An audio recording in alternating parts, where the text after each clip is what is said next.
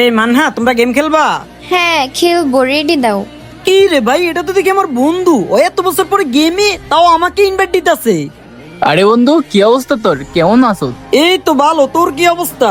দীর্ঘ 3-4 বছর পর আমি আবার গেমে। তুই এত বছর পরে গেমে আসলি, তোর ইনভাইট থেকে তো আমি পুরোপুরি অবাক হয়ে গেছি। ওই যে তোরা সবগুলা গেম থেকে চলে গেলি, তারপর থেকে আর ওইভাবে গেম খেলা হয় না।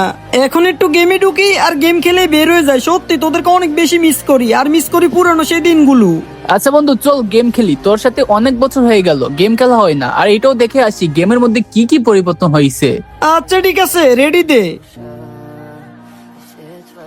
বন্ধু চল পিকে ল্যান্ডিং করি। তোর মনে আছে আগে আমরা সবাই ম্যাচে পিকে ল্যান্ডিং করতাম? আমরা পিকে নামলেই আমাদের সামনে কোনো স্কোর দাঁড়াইতে পারতো না।